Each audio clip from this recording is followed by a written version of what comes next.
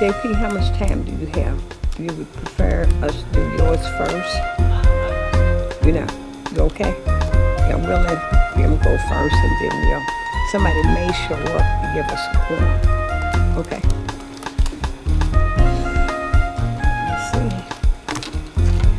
Good afternoon. This is the Equity, Community Affairs, Housing, Health, and Education Committee. I am Councilwoman Barbara Shanklin, which is the chair. With me is my vice chair, Councilman Stuart Benson. Councilman Hawkins may tuning in. Oh, here, we got a quorum. So, Councilman Dan Symes, Councilwoman Jenny Warridge, and Councilman Marcus Winkler has an excused absence. Okay, we were going to go ahead and get started. We needed a quorum, but we didn't. So, thanks for you being here, Jenny. Okay, well, now we can get you started. Okay. Madam Clerk, can you read number 2 first?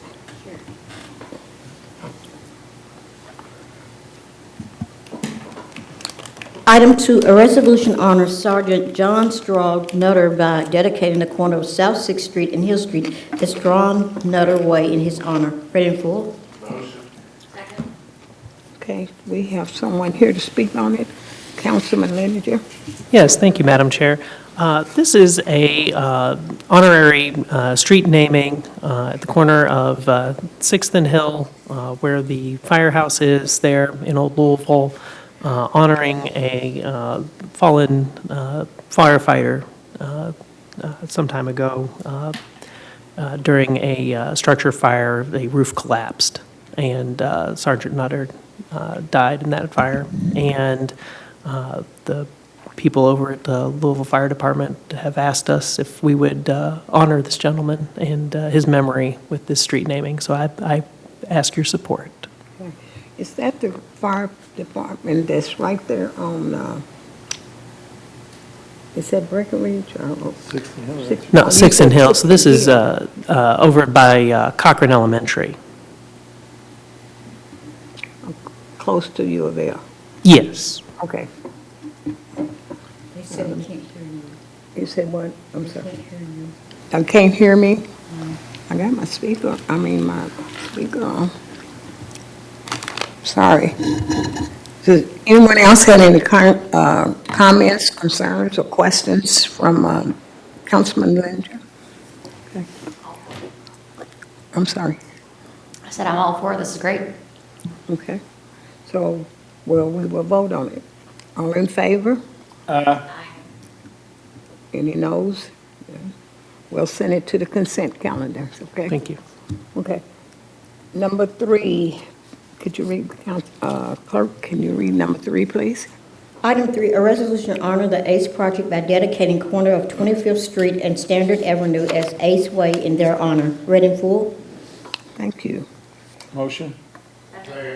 Okay. We also have Councilman Leninger here to speak on this one. Yeah, so the ACE project is a anti-violence initiative that is headquartered at 25th and Standard in my district. And this is to honor their work, and in particular, Ms. Rose, who headlines the project. And this was something that people in the community had reached out to us, myself and Councilwoman Hawkins, who's also a co-sponsor of the resolution, asking for this honorary street name. They do fantastic work. I just recently was in the building for a special meeting with the people at ACE Project and other members of the community, along with Councilman McGarvey and several members of his staff, and people who are involved in anti-violence, anti-gun, for gun safety projects nationwide.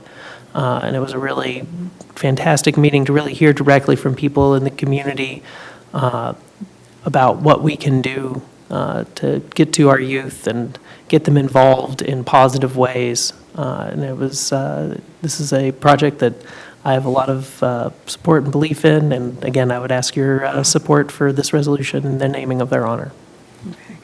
Okay. Before we vote on it, I'm going to ask to be a co-sponsor to it, if you don't mind. I would love to have you. I just met Miss Rose. Matter of fact, we were partners at the commission. And she was also the one that brought the families in that had someone in their family to pass. And we did PSAs on them. I think all the council people got a picture of the PSAs. And it really was disturbing to watch the parents where they lost their child. And I have not seen, I saw it on TV one time, and I just asked Cal, are we going to show them again? Because I think it's very important that we show these, where these parents have lost their children, and they're just reaching out to you, telling you to make sure you watch your child. She was a really nice lady, and she told her story about how her son, on, I think it's on, 25th Street, that he lost his life, and she stood on that corner every day for a year, I think, and finally she bought that piece of property. That's what she was telling me. So I know how that feels, you know, to go out to that same spot every day. And so I'm looking forward to trying to be there when they do the sign. So Yeah, we would good love to job. have you. Yeah, good job. So now we ready to vote? Anyone else have anything to say about Ms. Rose? You may not know her, but you'll get to know her, I tell you. So we ready to vote? All in favor? No noes? We'll send it to the consent calendar. Thank you. Okay, thank you. Okay, the next on our list is we have Immigration 101 with Miss Emily Jones. Can you identify yourself for the clerk and we'll move on? Hello, my name is Emily Jones, and I'm the legal director of New Americans Initiative, a local nonprofit that's focused on getting people on the path to citizenship and then getting their citizenship for them, helping them apply, and then hopefully getting them registered to vote and actively engaged in the community. Okay. You can go ahead. Okay, Yeah. wonderful. Thank you all so much for having me. Councilmember Rui is who invited me to speak today. My understanding is she's at a conference. All right, I know she was gone. So, disclaimers before we get started. This information is up to date as of this morning. Given sort of the climate of immigration law and all of the litigation that's ongoing, this information may not be up to date for very long. Before you share anything, make sure that you double check that it's still the case. We are getting decisions hourly, sometimes throughout the week. So for now, this is what's happening, but we could have a decision from a higher court at any time on some of this stuff. This is information only. If you need legal advice, I am an attorney, and I can offer that, but not in this context this afternoon. So to give a little perspective, Louisville has a decent snapshot from 2023 of what the immigrant population is like here. Right now, almost 80,000 immigrants live in Louisville, about 6.2% of our community. Of that, about 39,000 are naturalized citizens, so folks that are eligible to vote. And of the immigrants in the community, almost 50% are naturalized. So this is a population that is voting or could vote, therefore could be constituents, voting constituents of council, but also just to give you an idea of who's here. Did you say that, I hate to stop you, but I just didn't want to get lost, that they can vote even though they're not? No, if they're naturalized, that means they become a citizen. Oh, And so once you're a U.S. citizen, you can register to vote. okay. Yeah. Thank you for your question. Also, I'm happy to answer questions as we go. We're a really small group today. I'll try to go as quickly as possible, though. I want to respect everyone's time. So to give you an idea of sort of the different ways that people can come to the United States, because this is a very complicated area of the law, I'm trying to simplify as best I can. I spend entire semesters with law students going over this stuff, so please stop me if you have questions. In general, though, when people come to the United States on visas, they come one of two ways, either with the intention of immigrating and living long-term in the United States, or they come as non-immigrants, which means they're here for a specific purpose, like business, travel, study. There's also work visas that allow people to come and stay for anywhere from periods of months to years. And sometimes those can lead to long-term immigration statuses, depending. We also offer exchange visas, so people coming to share cultural programming, studying, or teaching through the J1 program might come that way. In general, of course, an immigrant visa would give permanent residency to someone, meaning that if they come in with that status and they stay for 5 years, they can then apply to become a U.S. citizen. The non-immigrant visas only allow temporary stays, so that is time limited, and they have expressed intention to go back after that time period in order to get that visa. In general, to come to immigrate to the United States long-term, there are 3 main ways to do that. Through your family, through a job, or through the diversity visa lottery. People don't know this, but we have a lottery every year that gives away 50,000 green cards when green cards are permanent residency. So there are folks in our community that have come through this lottery program. Not many, but there are some. Everyone else probably has come through family or employment-based immigration processes. There's also a humanitarian-based process, the refugee program, which I'll talk about a little later. Family-based immigration is what it sounds like. Typically, if you are married to a U.S. citizen, or you are the parent of a U.S. citizen, or the unmarried child of a U.S. citizen, you can come to the United States on a green card. Anyone else, so siblings of U.S. citizens, adult children or married children, would have to wait and be subject to what's called the visa bulletin. If you just have your green card, you're only allowed to bring your spouses or your unmarried children to the United States. And again, those are subject to this visa bulletin as well. Let me ask this. Yeah. If they don't have a green card, how long can they stay? So it depends, right? If they're on a non-immigrant visa, the visa would tell them how long they could stay. So if you're here on a visitor visa, some countries get 3 to 6 months to stay. If you're here on a student visa, it's usually for the duration of your study. So for undergraduates, maybe 4 years, right? But for someone maybe getting a PhD, it could be longer. Mm-hmm. Does that help? Well, I'm just wanting to learn more. Absolutely. I have lots of new immigrants moving in my district, and pretty much mine is probably the more than anybody. So I'm just trying to learn as much as I can. Well, I'm happy to answer any questions. So keep them coming. I love it. Okay. So this visa bulletin, the reason that I want to show you this, even if you have a family member that's here in the United States as a citizen, you might have to wait a really long time to reunite with them here in the United States. So on this chart here, where it says F4, those are brothers and sisters of U.S. citizens. And essentially what this chart tells us, every month, the State Department comes out with this bulletin to tell us who is eligible to come to the United States this month. What this chart's showing right now is that if you are a brother or sister of a U.S. citizen and you applied in March of 2009, you are just now eligible to come to the United States through the immigrant visa process. So that means that folks have waited, I'm not great at math, but I'm thinking that's almost 16 years. Is that right? I think so. So people are waiting a really long time to come through this pathway if they're not a spouse, an unmarried child under 21, or a parent.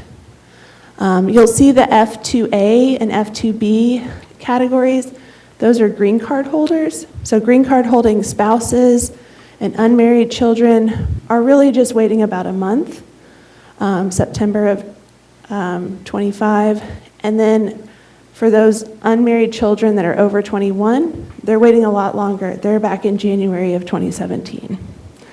So this is to show that the lawful pathways, while they do exist, can sometimes have an expectation that people are willing to wait a lot longer. The F3 category listed here is for married children. So if you have a married child and you want them to join you here in the United States, and you're from the Philippines, for example, your family member that applied in August of 2005 is just now eligible for their visa to come to the United States. So 20 years, you would have had to wait to get your child here. Employment-based immigration is a little different, but a similar concept. So to come in on an employment-based immigrant visa, you have to apply before you're in the United States for the most part. So this isn't something typically that you can shoehorn somebody who's already here into. You need to be able to apply abroad for this. And you'll see here the different types of employment-based immigration, priority workers, people with extraordinary abilities, professors, researchers, executives. They're sort of the top of the employment-based list. But then professionals with advanced degrees, other professors, maybe not exceptional or outstanding, but still people doing lots of research, are able to come through the EB-2 program. And then we have other levels of workers, most of which require a bachelor degree or at least 2 years of training before you can come. They are also all subject to this visa bulletin for employment-based visas. And you'll see here the wait times are a little better for employment-based, but if you're from India, for example, you're just now eligible if you applied back in December of 2013. So even employment-based has some long wait times for folks to be able to come lawfully through that process. What do the Cs mean? That it's current, so you can come right away. And so if you're exceptional and extraordinary, if you're in that EB1 category, you can pretty much get here quickly, unless you're from China or India, and then you have to wait a couple years. And the reason that China, India, Mexico, and the Philippines have been singled out on these visa bulletins is because our law, the Immigrant Nationality Act, says that only so much a percentage of the visas can go to the same country every year. And so because so many people from these places have asked to come, their wait lists are longer than other countries. So the column that says all chargeability areas except those listed, that's everywhere else in the world, follows that column. But then if you're from one of those 4 countries, you might be subject to a longer wait. Let me ask you this. Oh, you can't. Just recently, I know General Electric discharged 150 of immigrants out of there. So that many of them were not certified to be here. So we're going to get to that a little bit later, but they were under a different type of status, and that status was terminated. Okay. And so if you don't mind holding your question for just a little bit, I'll get to that, and we can talk a little bit more once we... Right. I just noticed that it said employment. And I want to Exactly. know how they got employed if Yeah, they weren't supposed to be here. yeah. Okay. So we'll get there, Okay. I promise. So the issues currently facing these non-immigrant and immigrant visas, folks are having a hard time, even after waiting those long wait times, because they're now subject to additional scrutiny. We're seeing more requests for evidence, more notices of intent to deny these visas. Folks are being subject to social media checks. which are taking up more time. We've seen the government attempt to revoke visas that were previously granted, especially for those on student visas. And we're also seeing additional just processing delays overall. So even after you've waited all those years, they're moving pretty slowly through the system. So folks are waiting even longer. I mentioned earlier there's another way to come on an immigrant visa, and that is through the refugee program. Historically, the United States has had a refugee program that we participate in, but since January 20th of this year, all refugee admissions have been suspended because of an executive order. There was a lawsuit filed over this back in February where a judge attempted to create sort of a protocol for folks to get here still through an injunction. That case went all the way up to the U.S. Supreme Court. And so ultimately, we're still waiting for there to be a decision on whether or not resettlement has to start again. This has left refugees stranded abroad. They have very little information about whether or not they're going to be able to come. Additionally, we've started a new fiscal year since all of this has happened, and we do not yet have a presidential determination for this fiscal year.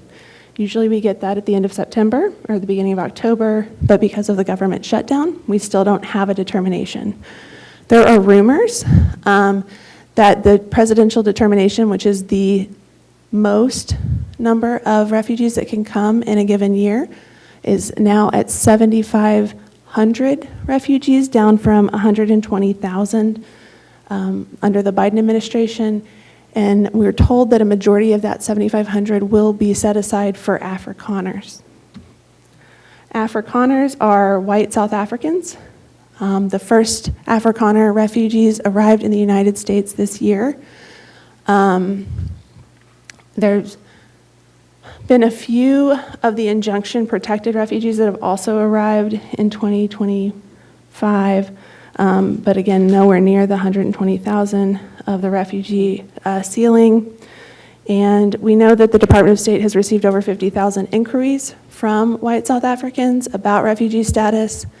And to date, no Afrikaners have been resettled to Louisville directly. But again, we're waiting for the federal government shutdown to be over, and then for this new presidential determination to come down. And once it does, we'll see what happens. So this kind of goes to your question, Councilwoman Shanklin. There's other ways to come to the United States that are not these immigrant or non-immigrant visa pathways. And one of those ways is through a program called humanitarian parole. And humanitarian parole is granted to folks who need to temporarily come into the United States. Is there a question? Okay. No. For folks that need to just come temporarily to the United States because of some kind of emergency or urgent humanitarian reason, or because it would be of significant public benefit to the United States. This status is not a pathway to citizenship or a green card. It's a temporary status, but it does allow someone to come in and work. It doesn't give them access to public benefits unless Congress has said so. It doesn't let them do any kind of family reunification, like we've talked about. And recently in the news, you might have heard of these programs for Afghans that got air evac'd out of Afghanistan when the U.S. government left. They've done the Uniting for Ukraine program for Ukrainians to come on humanitarian parole. They did the Cuban, Haitian, Nicaraguan, and Venezuelan humanitarian parole program, the Central American Minors program, as well as folks that would make an appointment on the Customs and Border Patrol One app. They were also able to enter on parole. Again, not a permanent status, but did offer the ability to work. I'm not going to talk about all of those today, but I do want to highlight the Cuban, Haitian, Nicaraguan, and Venezuelan program. This one was created for people from those countries and their immediate relatives who had someone in the United States willing to sign for them, sort of as their supporter, saying, these folks are going to be taken care of. You don't have to worry about them needing anything. We're going to sponsor them. They had to pay for their own ticket to the United States. They had to get certain vaccinations, and they had to be vetted through a security and background check process. It was a very popular program, especially here in Louisville, given our large Cuban population.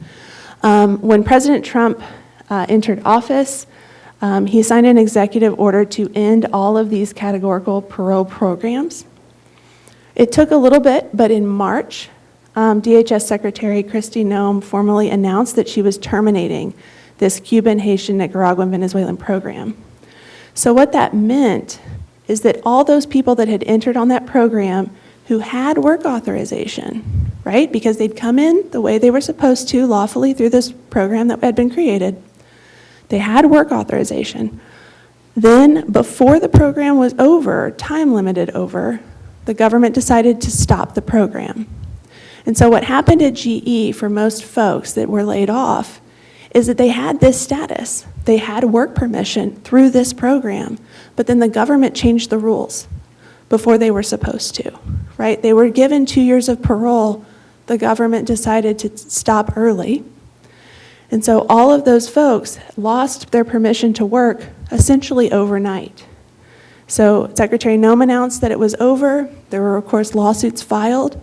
The Supreme Court on May 30th decided that they could go forward with terminating the program while the case is still pending. So we actually don't have a decision from the lower courts on this issue, but the Supreme Court said they could go ahead and terminate the work permission right now.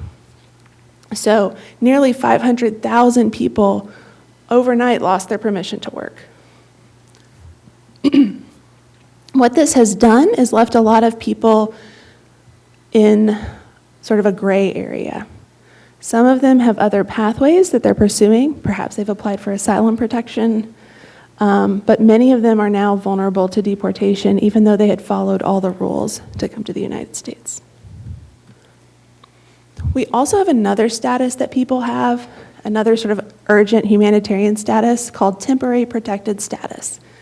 And what that is if someone's already in the United States, our government can give them temporary protected status because there's some sort of armed conflict in their country, a horrible natural disaster, some other extraordinary circumstance that our government says, it wouldn't be fair for us to make you go home right now.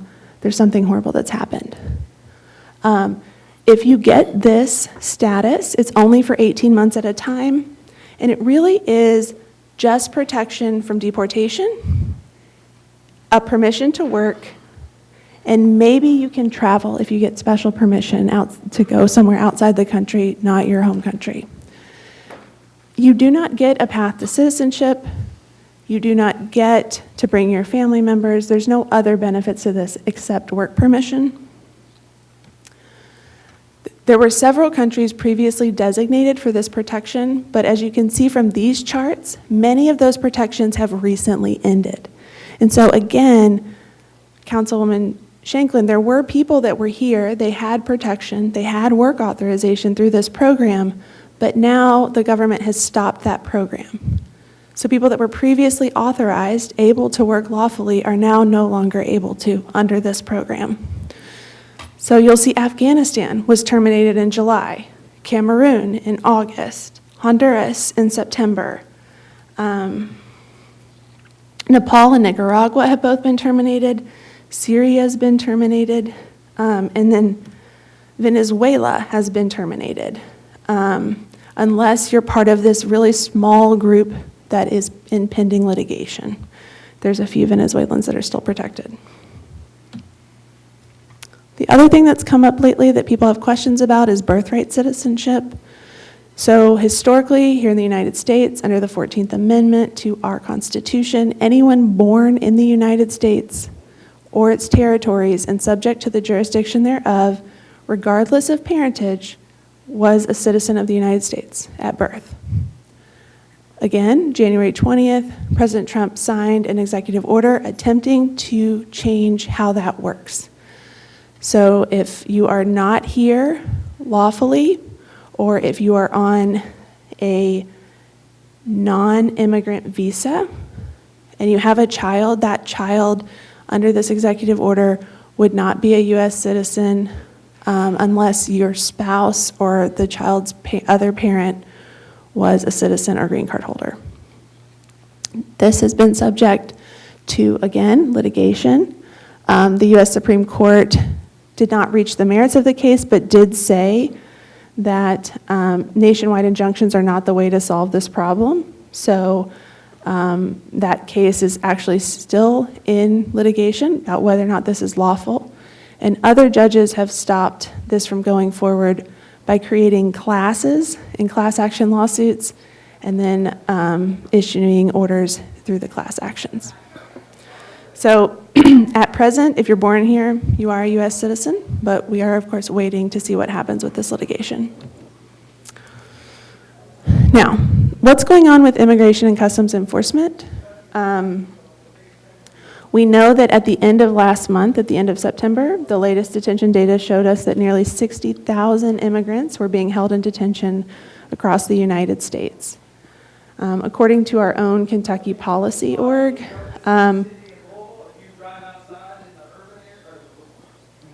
1,300 people have been detained in Kentucky between January 20th and the end of July of this year, which is a 37.6% increase in detentions over the last year. Excuse me. Brian, are they part of this? Thank you. Go ahead. Let's keep going? Okay. We know that at the beginning of this year, here in Kentucky, we had a daily average of 120.5 people in immigration detention here in Kentucky. By August of this year, that is now 915 people in ICE custody here in Kentucky. So we've seen a huge increase in the number of people in ICE custody being detained here in Kentucky. National reports from CNN have showed that less than 10% of those detained were charged with violent crimes, whereas 75% had either no record beyond traffic citations or an immigration violation. And we also know right now that Immigration and Customs Enforcement is seeking additional office space here in Louisville. So we know that they're, given all the money they've received from the One Big Beautiful Bill, that they are expanding their efforts here in Kentucky, and in particular here in Louisville. Just wanted to show you this graph. It's from the end of September. Convicted criminals being detained by ICE. This is nationwide, not Kentucky. But you'll see it's only about 16,000 people were actually convicted criminals. Everyone else either only had pending charges or had violated immigration law. So roughly 2/3 of the folks being detained are not convicted criminals. The other thing I wanted to bring to your attention is that ICE has changed its policies. So in January, Immigration and Customs Enforcement did away with a long-term memo protecting sensitive locations. So before, immigration would not go into courtrooms, would not go into hospitals or schools to do enforcement actions because they found that those were sensitive locations. That policy is no longer in effect. So what that means is we're starting to see ICE in more places, in particular county courthouses. And we are seeing them frequently here in Jefferson County in the courthouses. It is not just criminal court that they're showing up for. They're showing up for things like family court in places where people are seeking protection orders. So just want to make you aware. We're also seeing the increase in these 287 agreements across Kentucky. It's a federal program that allows local law enforcement to collaborate with federal law enforcement. There's a few different types of agreements that they can make. At the beginning of this year, there were none here in Kentucky. And as of yesterday, these are all the counties that had these agreements with Immigration and Customs Enforcement. You'll see there is one here in Jefferson County. The Heritage Creek Police Department has entered into one of these agreements with ICE. You'll also see that our neighbors, Bullitt and Oldham County, have also entered into these agreements.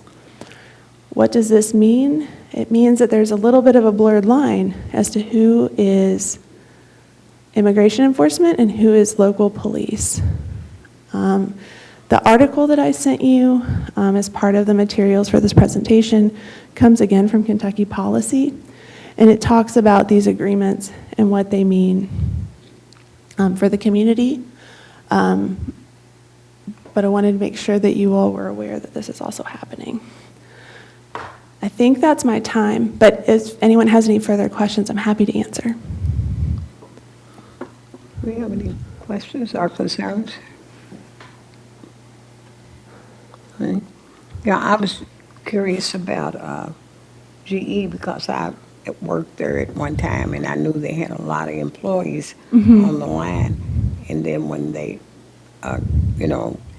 let all of them go, I don't know if they're going to rehire some of them or what, but I know the lines were short. Yeah. And then they had problems with getting people to work overtime because my daughter works there now and she Yeah. said they're putting in a lot of overtime because they just lost 150 people. And it was that one policy change, that overnight Supreme Court decision that said they could terminate that one particular status for Cuban, Haitians, Nicaraguans, and Venezuelans. Right. So Yeah.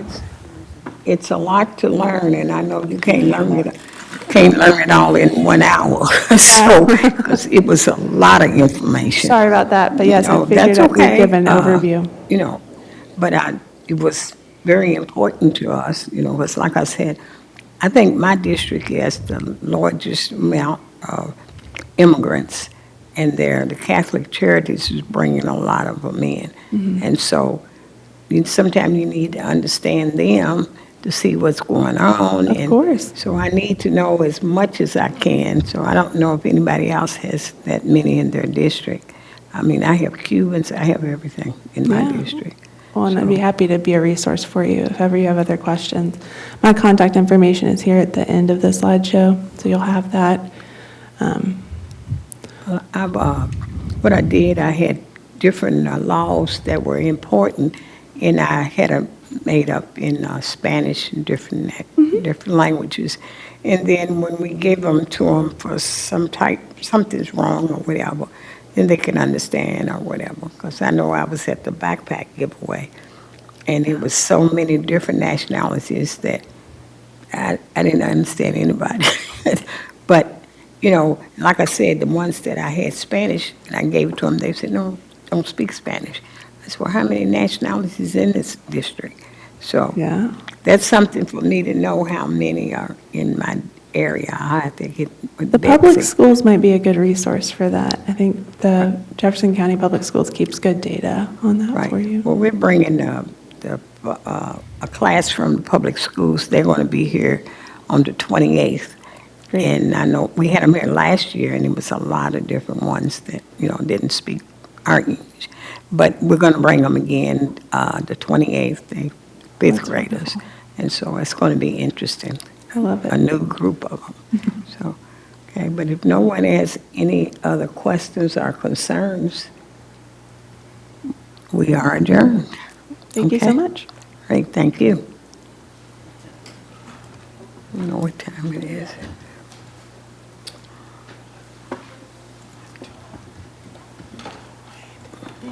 Okay. 40 minutes. I'm